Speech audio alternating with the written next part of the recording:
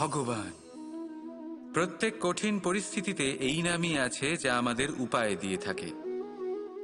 ব্যক্তি যান, ভগবানের পুজো করেন, আরাধনা করেন, ব্রত পালন করেন, মন্দিরে যান, পুজো পাঠ করেন, ভগবানকে জাগিয়ে তোলেন। আর তারপর শুরু হয় সমস্ত প্রশ্ন। হে ভগবান, আমার সাথে এরকম কেন হচ্ছে? কেন আমারই জীবনে এত দুঃখ আছে? আমি কিভাবে এর সম্মুখীন হব? আমাকে কেন এত কষ্ট ভোগ করতে হচ্ছে? হে ভগবান, আমি কি করব?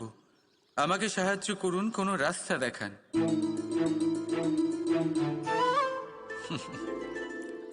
চলুন আমি আপনাকে একটা প্রশ্ন করি। মন্দিরে যাওয়ার চেষ্টা করার আগে আপনি কি জীবনে ততটা চেষ্টা করেছেন যতটা সেই সমস্যাকে দূর করার জন্য দরকার ছিল? দ্বিতীয় প্রশ্ন, ভগবানকে জাগানোর পূর্বে আপনি কি নিজেকে জাগিয়ে তুলেছেন? আপনি কি আলস্য ত্যাগ করেছেন? তৃতীয় প্রশ্ন, ভগবানকে জিজ্ঞাসা করার আগে আপনি কি নিজেকে জিজ্ঞাসা করেছেন যে আমি কেন এত অসফল হচ্ছি? যদি না করে থাকেন তাহলে সবার আগে এটা করুন। আপনি সমস্ত প্রশ্নের উত্তর পাবেন, সমস্ত বিপদের পরিত্রাণ পাবেন।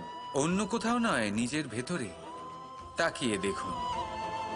চেষ্টা করুন নিজেকে জাগিয়ে তোলার। আপনি সফল অবশ্যই হবেন, কারণ এই পরমাত্মা, ওই পরমেশ্বর, ওই পরব্রহ্ম আপনার মধ্যেই তো আছে। রাধা রাধা।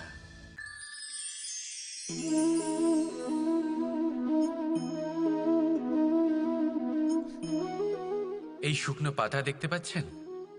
এটা কখনো গাছের ডালে ছিল, সবুজ তরতাজা, বৃক্ষকে পুষ্টি দান করত।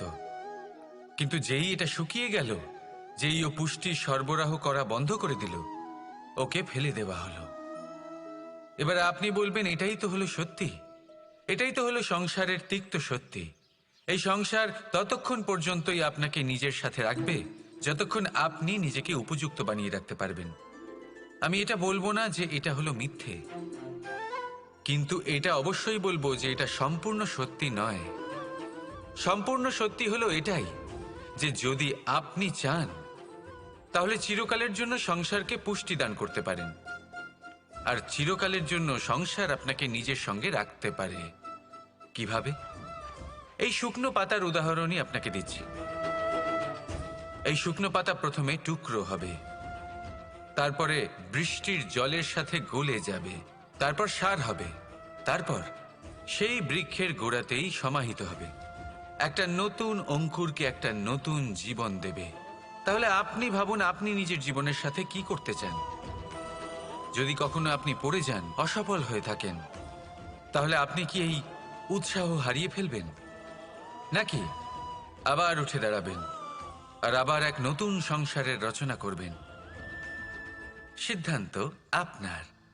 রাধা রাধা। এই পাথর দেখছেন আপনি, নদীর তলদেশে পাওয়া যায়।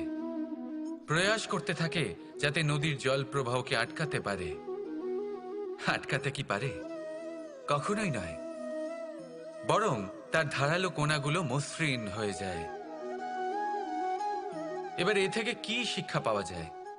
এর থেকে এটাই শিক্ষা পাওয়া যায় যে ব্যক্তি দৃঢ়তার সাথে জীবনে শুধু আগে এগোতে থাকেন না থেমে, তিনি না শুধু নিজের লক্ষ্য প্রাপ্তি করতে পারেন, বরং নিজের পথের সমস্ত বাধার অস্তিত্বই পাল্টে দিতে পারেন। তাহলে আপনি কি হতে চাইবেন? সেই ব্যক্তি যিনি নিজের বাধাকে দূরে ঠেলে আগে এগোতে পারেন, নাকি সেই ব্যক্তি যিনি অন্য কারোর পথে বাধা হয়ে থেকে তার নিজের অস্তিত্বই হারিয়ে ফেলেন? সিদ্ধান্ত হলো আপনার। রাধা রাধা।